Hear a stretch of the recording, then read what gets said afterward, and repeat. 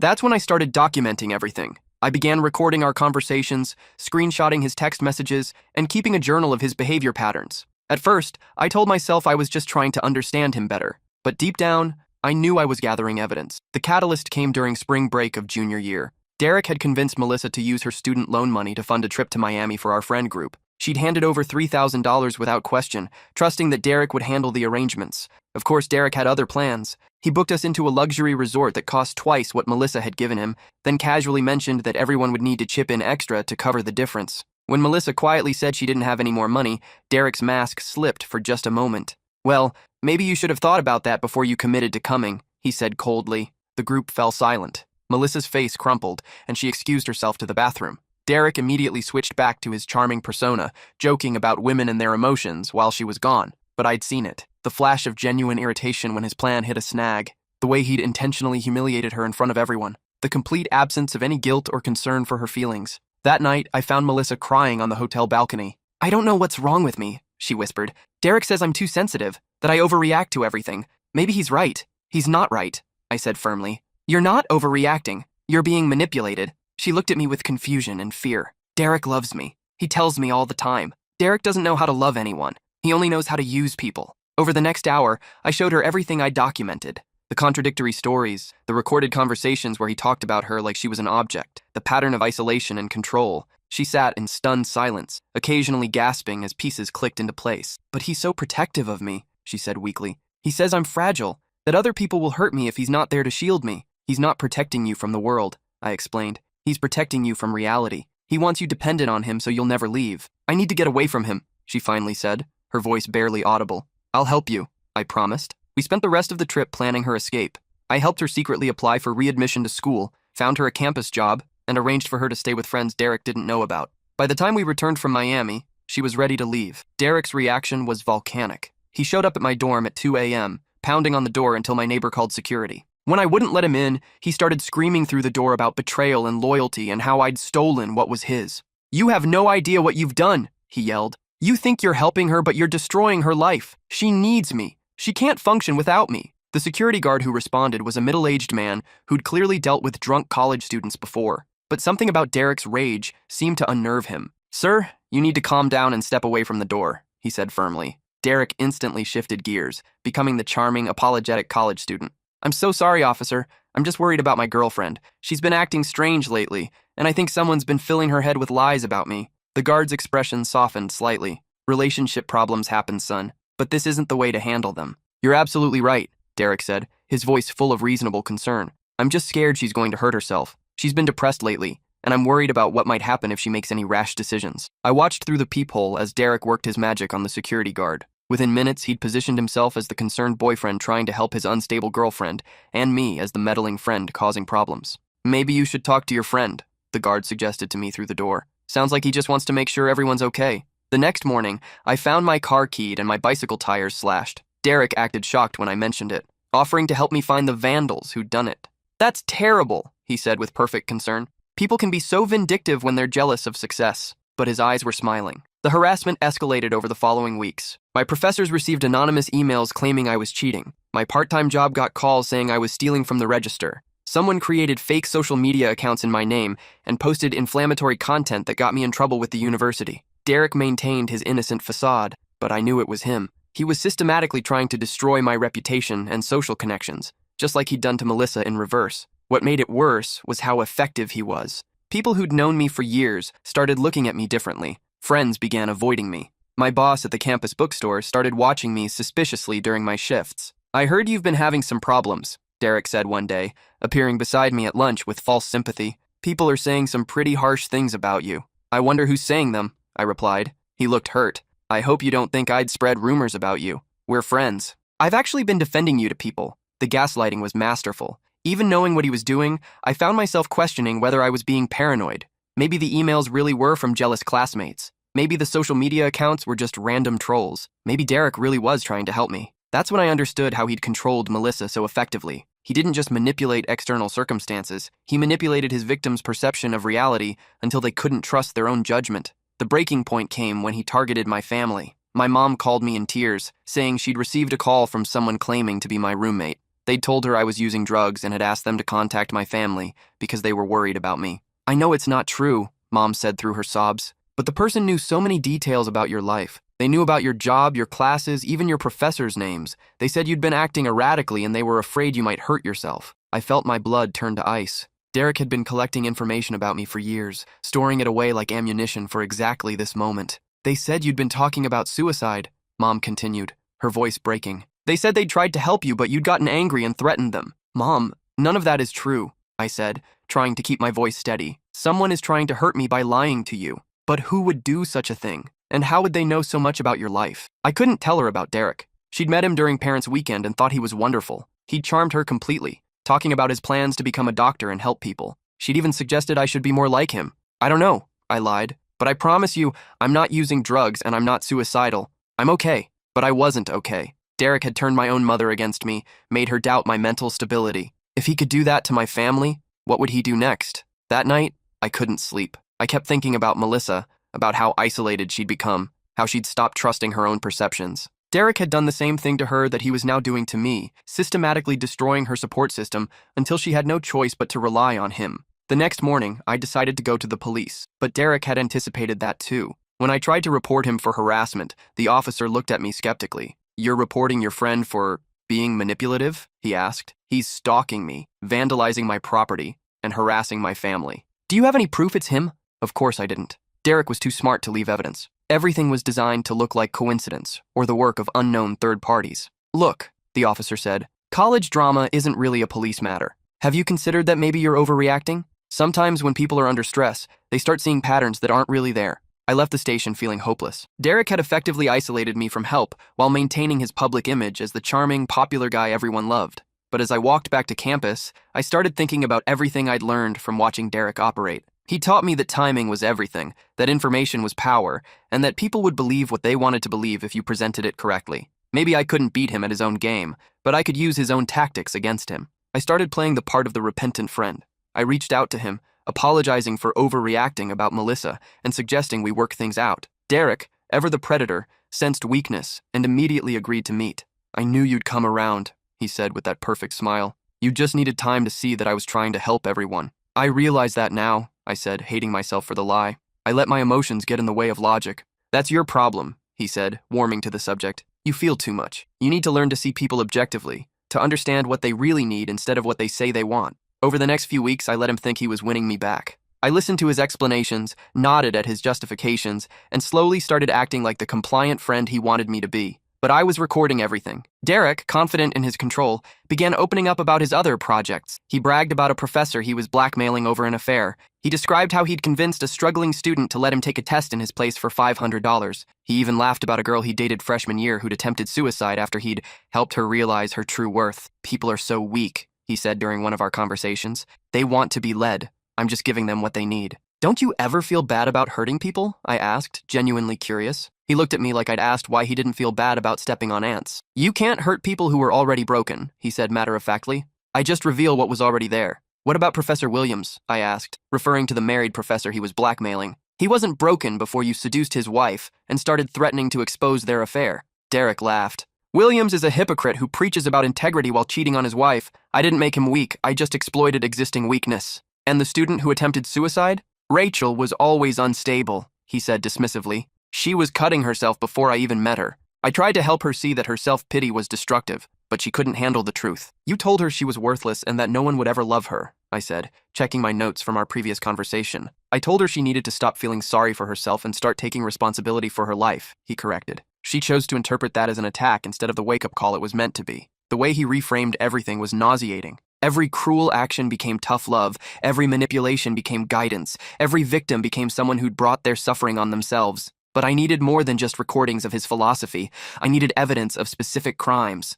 That's when I remembered something he'd mentioned earlier, the test-taking scheme. If I could get him to admit details about academic fraud, that would be grounds for serious disciplinary action. "Tell me more about helping that student with his test," I said casually during our next conversation. Derek's eyes lit up. He loved talking about his clever schemes. "Tommy Rodriguez," he said proudly. "Kid was failing organic chemistry, needed a B to keep his scholarship.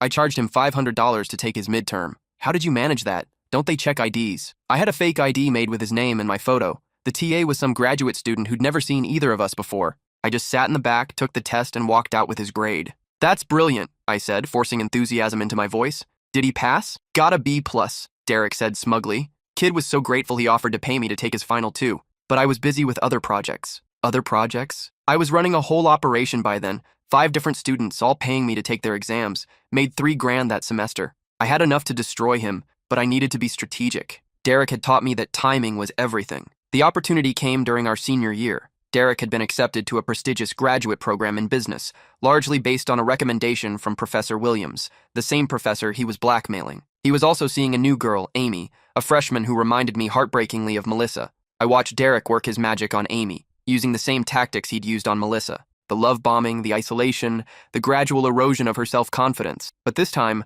I wasn't just an observer. I was documenting everything. Amy was different from Melissa, though. She was younger, more trusting, and came from a sheltered background that had left her unprepared for someone like Derek. She believed every word he said, hung on his every opinion, and within weeks had started dressing and speaking like a miniature version of him. "She's perfect," Derek told me one afternoon as we watched Amy across the quad. "Completely moldable. No pesky independent thoughts or stubborn ideas about what she wants. She seems happy," I said neutrally. "Of course she's happy. I'm giving her purpose, direction, identity. Before me, she was just drifting through life with no clear goals or understanding of her own potential." "What potential is that?" Derek smiled. "To be exactly what I need her to be." The casual cruelty of that statement hit me like a physical blow. He wasn't even pretending to care about Amy as a person. She was just raw material to be shaped into whatever form would serve his purposes. I started meeting with Amy separately, being careful not to seem like I was trying to undermine Derek.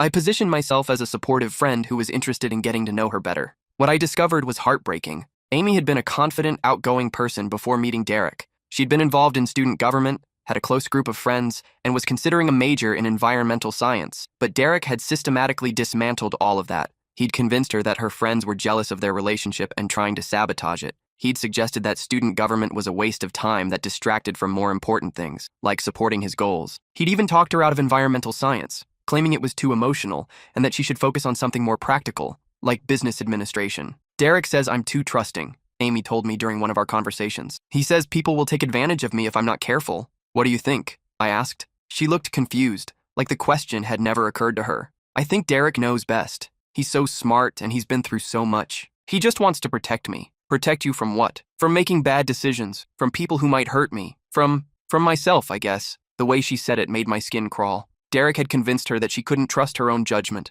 that she needed his guidance to navigate the world safely. I started planting seeds of doubt, asking innocent questions that encouraged her to think critically about her relationship. "Do you miss your old friends?" I asked one day. Amy's face fell. "Sometimes," but Derek explained that they weren't really my friends. "They were just using me." "Using you for what?" "I don't know," she admitted. But Derek said he could tell. "Have you talked to them since you started dating Derek?" "He says it's better not to, that it would just cause drama." I could see the conflict in her eyes. Part of her missed her old life, but Derek had trained her to dismiss those feelings as weakness or stupidity. Meanwhile, I was compiling everything I'd recorded and documented into a comprehensive report. I had evidence of academic fraud, blackmail, emotional abuse, and a pattern of predatory behavior that stretched back years. But I knew that exposing Derek wouldn't be enough. He was too charismatic, too skilled at manipulation. He'd find a way to spin the narrative, to make himself the victim and everyone else the villains. I needed to be smarter than that. I needed to use his own tactics against him. I started with Professor Williams. I sent him copies of the recordings where Derek described their arrangement in detail,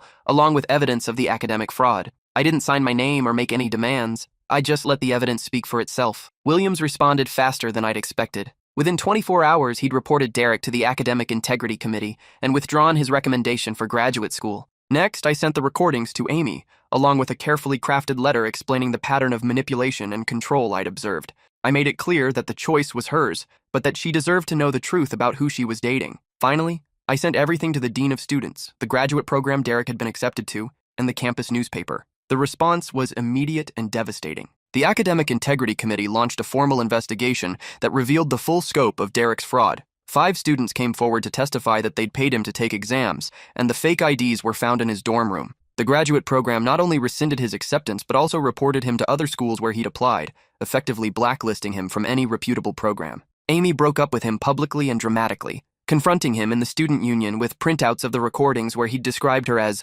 moldable and perfect for his purposes. The campus newspaper ran a story about manipulation and abuse in student relationships that, while not naming Derek directly, included enough details that everyone knew who they were talking about. Derek's carefully constructed empire collapsed in 72 hours. I watched from across the quad as he sat alone at lunch for the first time in 4 years. No one was buying his explanations anymore. His charm felt hollow when people knew what to look for. The transformation was remarkable. Without his audience of admirers and victims, Derek seemed to shrink. He looked smaller, less confident, almost ordinary. But I knew better than to think this was the end. People like Derek don't just disappear. They adapt, they learn, they find new hunting grounds. Sure enough, he cornered me outside the library that afternoon. "You destroyed everything," he said, his mask completely gone for the first time since I'd known him. His voice was flat, emotionless. 4 years of work, gone. "I didn't destroy anything," I replied, echoing his own words back to him. "I just revealed what was already there." For the first time since I'd known him, Derek looked genuinely confused.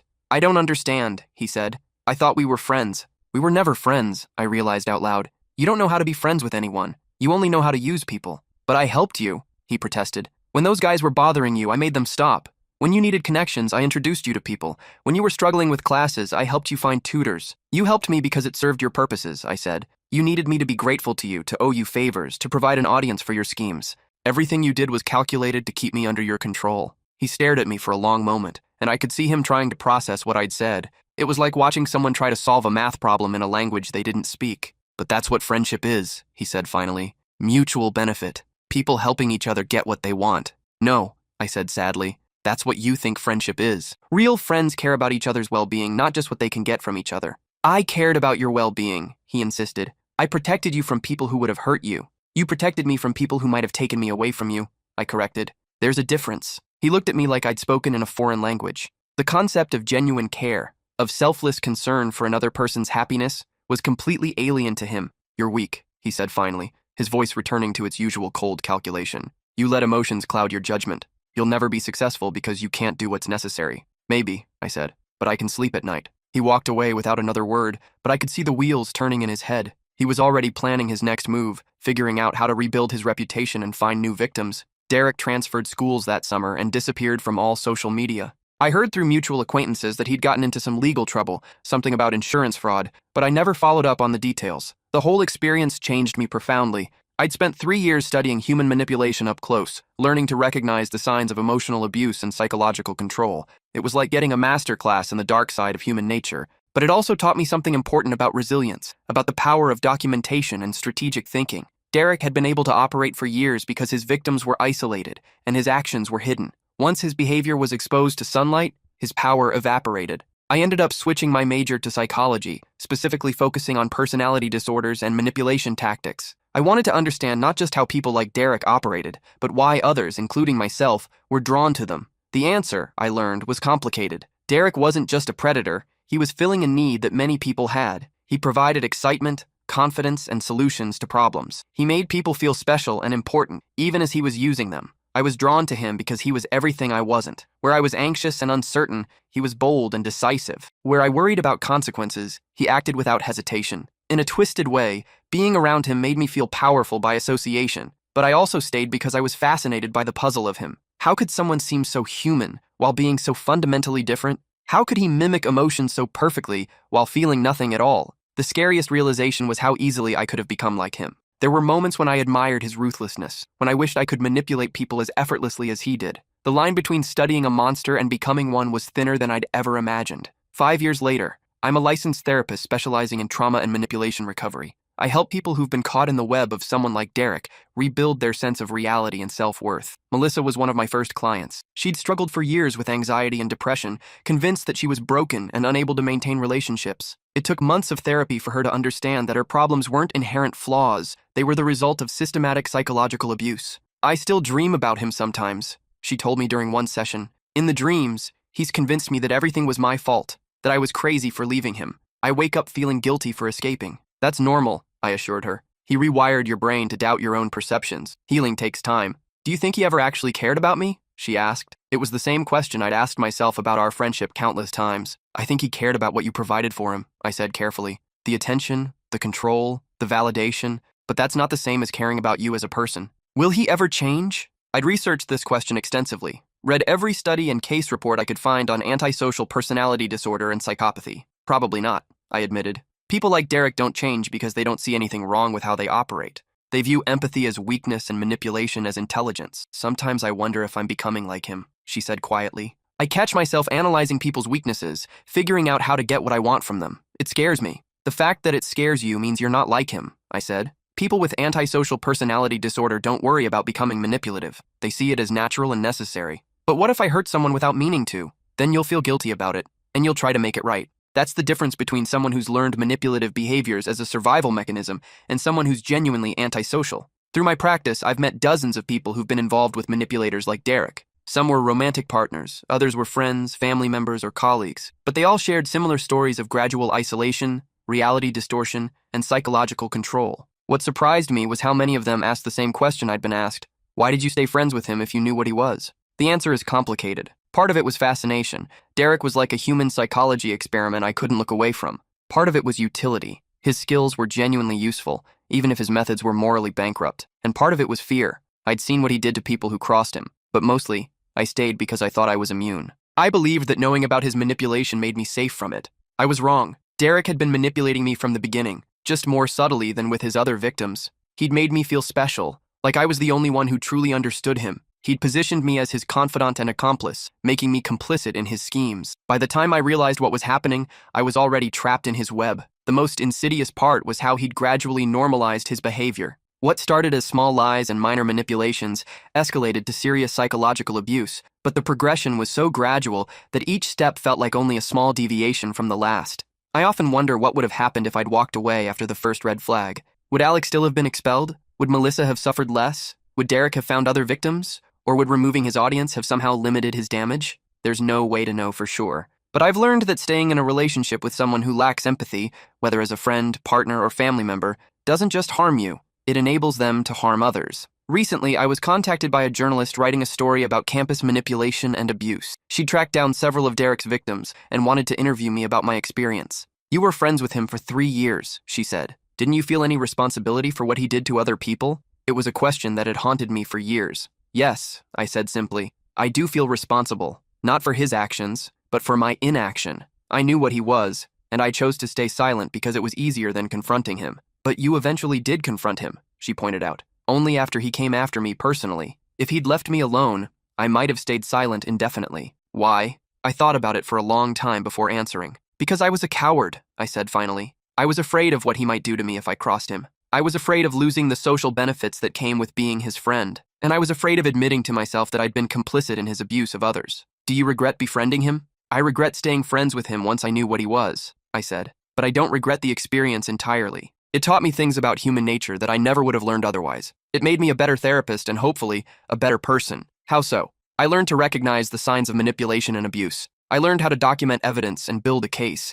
I learned that sometimes the only way to stop a predator is to fight back with their own weapons. And the victims? Do you think they've forgiven you? Some have, I said. Others haven't. I don't blame them. I was complicit in their abuse, even if I didn't realize it at the time. The journalist's story ran a few months later, and it generated quite a bit of discussion on campus. Several current students reached out to me, describing relationships and friendships that sounded disturbingly familiar. I started a support group for people who'd been manipulated by charismatic predators. We meet once a week, sharing stories and strategies for rebuilding our sense of reality and self-worth. One of the most common themes in our discussions is the question of complicity. How do you handle the guilt of knowing you enabled someone's abuse? How do you forgive yourself for staying silent when you should have spoken up? There are no easy answers, but I've learned that the shame and guilt can be productive if you channel them into action. I use my experience with Derek to help others recognize and escape similar situations. I speak at orientation sessions for new students, teaching them to identify red flags and trust their instincts. Most importantly, I've learned that healing isn't just about moving on.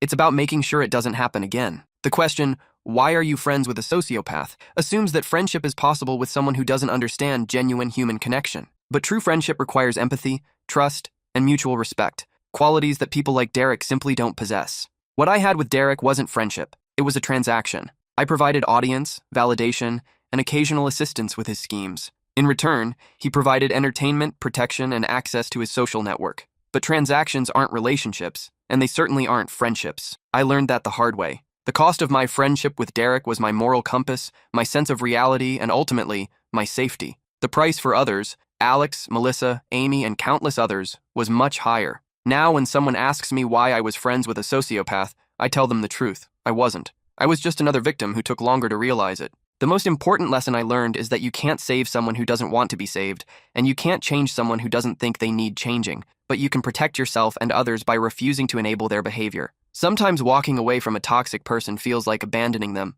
but really it's choosing to stop being complicit in their harm of others, and of yourself. That's a choice I wish I'd made sooner. Years later, I still occasionally wonder what happened to Derek. Did he find new victims? Did he ever face real consequences for his actions? Did he ever develop genuine empathy? Or was he doomed to go through life seeing other people as objects to be manipulated? I'll probably never know. But I do know that I'm not the same person who was fascinated by his darkness. I've learned to find meaning in helping others heal, rather than in studying those who cause harm. And that, I think, is the real difference between someone who's truly antisocial and someone who's simply learned to survive in a world that contains predators. The capacity for growth, for change, for genuine remorse, these are the things that make us human. Derek never had them. And that's not something I can fix or change, but I can learn from the experience and use that knowledge to help others. One of the most disturbing realizations I had in therapy was how many people in my life had tried to warn me about Derek. My roommate freshman year had mentioned that Derek seemed fake. A girl in my sociology class had told me she didn't trust him because he was too perfect.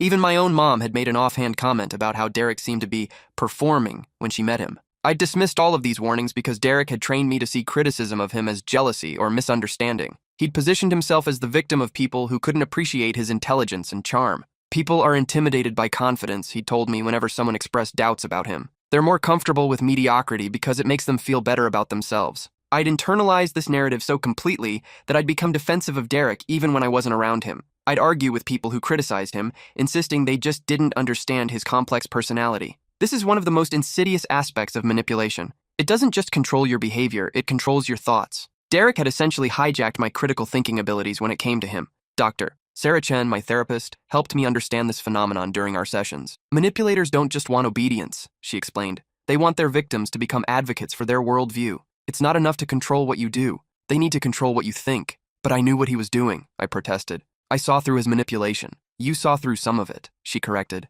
But you also rationalized a lot of it. You found ways to justify staying in the relationship even when you knew it was harmful. She was right. I developed an elaborate mental framework that allowed me to maintain the friendship while acknowledging Derek's flaws. I told myself that everyone had dark sides, that Derek's manipulation was just his way of protecting himself, that I could handle his toxicity because I was aware of it. It's like being in a cult, Dr. Chen said. The members aren't stupid people. They're often very intelligent, but they've been gradually conditioned to accept an alternative reality where the leader's behavior is justified. Are you saying I was in a cult? I'm saying you were in a relationship with someone who used cult-like tactics to maintain control. Love bombing, isolation, reality distortion, punishment for questioning. These are all standard manipulation techniques. Over the months of therapy, I began to see how Derek had systematically shaped my perception of reality. He'd praised me for being logical and rational when I agreed with him, and criticized me for being emotional or naive when I disagreed. He'd shared personal stories that made me feel special and trusted, while carefully omitting information that would have revealed his true nature.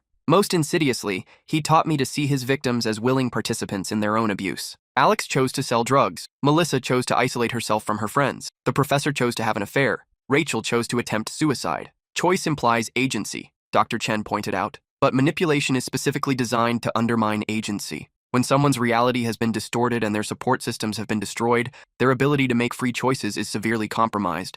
But they could have said no, I insisted, still clinging to Derek's narrative. Could they? When someone has been conditioned to believe they're worthless without their abuser's approval, when they've been isolated from anyone who might offer a different perspective, when they've been trained to doubt their own judgment, is that really a free choice? The question haunted me. How many times had I made choices about Derek that felt free, but were actually the result of his careful conditioning? The answer was, almost all of them. I'd chosen to stay friends with him after the Alex incident because he'd convinced me that loyalty was more important than moral squeamishness. I'd chosen to help him with various schemes because he'd made me feel like we were partners in something important. I'd chosen to overlook his treatment of Melissa because he'd taught me to see her as weak and dependent. None of these felt like choices when I looked back on them. They felt like the inevitable result of years of psychological conditioning. The good news, Dr. Chen said, is that you eventually broke free. That takes enormous strength and courage. It took me 3 years, I said bitterly, and I only acted when he came after me personally. But you did act. Many people never escape that level of manipulation. She was right, but it was cold comfort. I still carried the weight of knowing that my inaction had enabled Derek's abuse of others. This guilt intensified when I learned more about his other victims. Through my support group and therapy practice, I encountered people who'd been hurt by Derek both before and after our friendship. There was Kevin, a shy freshman who'd been Derek's roommate sophomore year. Derek had convinced Kevin that he was helping him build confidence by pushing him to drink excessively and take social risks. Kevin had ended up in the hospital with alcohol poisoning and had struggled with addiction for years afterward. He made me feel like I was finally becoming the person I was supposed to be, Kevin told me. Then he disappeared as soon as I started having problems. There was Jennifer, a graduate student who'd been Derek's research assistant. She discovered that Derek was fabricating data for his senior thesis, but when she tried to report it, he'd convinced their professor that she was jealous of his success and trying to sabotage him. He was so calm and reasonable when he lied about me, she said. He made me sound hysterical and vindictive. The professor believed him completely. There was Ryan, who'd been Derek's friend in high school. Derek had gradually isolated Ryan from his other friends, then convinced him to steal money from his parents to fund Derek's various schemes. I thought we were best friends, Ryan said. I would have done anything for him. When my parents found out about the money, Derek acted like he had no idea what I was talking about. Each story followed the same pattern. Derek would identify someone vulnerable, provide them with something they desperately needed, friendship, confidence, opportunity, then gradually exploit and discard them. The most disturbing part was how he'd refined his techniques over time. The manipulation tactics he'd used on me were more sophisticated than what he'd used on his high school victims. He'd learned from each relationship, becoming more skilled at reading people and exploiting their weaknesses. He was like a serial killer, one of my support group members said, except instead of killing people, he was destroying their sense of self. I'd been part of that evolution, helping him perfect his techniques by providing feedback and validation. When I'd praised his ability to read people, I'd been encouraging him to develop those skills further. When I'd laughed at his stories about manipulating others, I'd been reinforcing his behavior. This realization led to a period of intense self-reflection. How many of my own relationships had been influenced by Derek's teachings? Had I unconsciously absorbed his manipulative techniques? Dr. Chen helped me work through these concerns, but the process was painful. I had to examine every interaction I'd had since meeting Derek, looking for signs that I'd been using his tactics on others. I found some disturbing patterns. I'd become skilled at reading people's insecurities and using them to my advantage. I'd learned to present information in ways that would elicit the response I wanted. I developed an almost supernatural ability to make people feel special and understood. The difference, Dr. Chen said, is that you feel guilty about these tendencies. Someone with antisocial personality disorder would see them as tools to be used without hesitation. But I did use them, I protested. I manipulated people. Everyone manipulates to some degree, she said. The question is whether you're using those skills to help people or to harm them, and whether you're capable of genuine empathy and remorse. This distinction became crucial in my work as a therapist. I could use my understanding of manipulation to help my clients recognize when they were being exploited, but I had to be constantly vigilant about my own motivations. One of my most challenging cases was Brian, a college student who'd been involved with someone remarkably similar to Derek. Brian's friend had convinced him to drop out of school, cut ties with his family, and move across the country to help with a business venture that turned out to be a pyramid scheme. I keep thinking I should have seen it coming, Brian told me during one of our sessions. All the signs were there. The signs are always obvious in retrospect, I said. But manipulators are skilled at making their victims focus on the benefits of the relationship while minimizing the red flags. How do I know I won't fall for it again? It was a question I'd asked myself countless times. How do you protect yourself from manipulation once you've been victimized? You learn to trust your instincts, I said. When something feels wrong, you investigate that feeling instead of dismissing it. You maintain connections with people who will give you honest feedback about your relationships, and you remember that healthy relationships don't require you to sacrifice your identity or independence. Brian nodded, but I could see the doubt in his eyes. He'd been so thoroughly gaslit that he no longer trusted his own judgment. What if my instincts are wrong? He asked. Then you make mistakes, I said. But mistakes are better than being trapped in an abusive relationship. This conversation reminded me of something Derek had once said about his victims. They're afraid of making the wrong choice, so they let me make choices for them. At the time, I thought he was being insightful. Now I realized he was describing how he deliberately undermined people's confidence in their own judgment. Fear of making mistakes is one of the ways manipulators maintain control. They convince their victims that the world is dangerous and complex, that ordinary people can't be trusted to make good decisions, that only the manipulator has the wisdom and strength to navigate life successfully. What about you? Brian asked during one of our later sessions. How do you know you won't be manipulated again? It was a fair question. I'd spent years studying manipulation and abuse, but did that really make me immune? I don't know, I admitted. But I've learned to value my independence more than my relationships. I'd rather be alone than be with someone who tries to control me. That sounds lonely. It is sometimes, I said. But it's better than the alternative. This was one of the hardest lessons I'd learned, that protecting yourself from manipulation sometimes means accepting loneliness. Derek had taught me that connection was worth any price, that being alone was the worst possible fate. but I'd come to understand that some forms of connection are worse than isolation. Healthy relationships enhance your life without requiring you to sacrifice your identity. Toxic relationships demand that you become someone else in order to maintain the connection. The difference had become my litmus test for all future relationships. If someone made me feel like I needed to hide parts of myself or change fundamental aspects of my personality to please them, I walked away. This standard had cost me several potential relationships, but it had also saved me from repeating the Derek pattern with other manipulative people. One relationship that particularly tested this principle was with Rebecca, a woman I'd met at a conference on trauma therapy. She was brilliant, charismatic, and shared my interest in understanding manipulation and abuse. At first, our connection felt genuine and healthy. We had long conversations about psychology, shared war stories from our respective practices, and seemed to understand each other on a deep level. But gradually, I began to notice familiar patterns. Rebecca would subtly criticize my therapeutic techniques, suggesting that I was too soft with my clients. She'd share stories about her own clients that seemed designed to make me feel inadequate by comparison. She'd offer to help me improve my practice in ways that felt more like takeovers than collaborations. Most concerning was how she talked about her clients. While she never broke confidentiality, she described them in ways that showed a fundamental lack of empathy. She'd laugh about their fears and insecurities, treat their trauma as amusing anecdotes, and seem to view them as objects of study rather than human beings deserving of compassion. "You're too emotionally involved with your clients," she told me one day. "You need to maintain professional distance." "There's a difference between professional distance and emotional detachment," I replied. "Is there? I find that caring too much about my clients' feelings makes me less effective at helping them."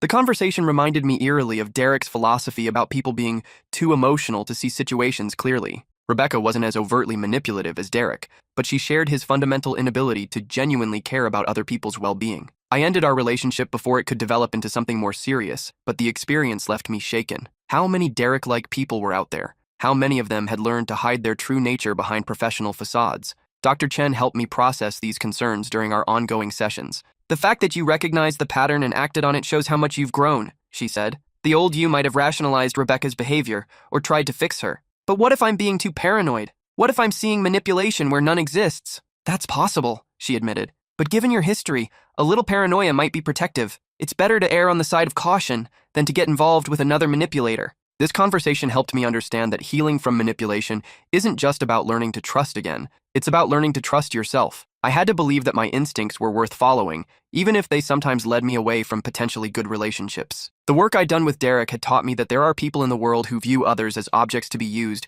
rather than individuals to be respected. While these people might be relatively rare, they can cause enormous damage when they're not recognized and stopped. My responsibility, as someone who'd survived such a relationship, was to help others recognize these patterns and protect themselves. But I also had to be careful not to become so hyper-vigilant that I lost the ability to form genuine connections. It was a delicate balance, one that I'm still working to maintain years later. Today, when people ask me why I was friends with a sociopath, I tell them that I wasn't. I was a victim who took years to understand what was happening to me. But I also tell them that the experience, while traumatic, taught me valuable lessons about human nature, manipulation, and the importance of maintaining your own moral compass even when others try to distort it. The question isn't really why people become friends with sociopaths, it's how sociopaths are so skilled at making normal people believe they're friends, when in reality they're just being used. Understanding that distinction has made all the difference in my life and in my work, helping others heal from similar experiences. The most important lesson I can share is this: if someone makes you feel like you need to compromise your values to maintain their friendship,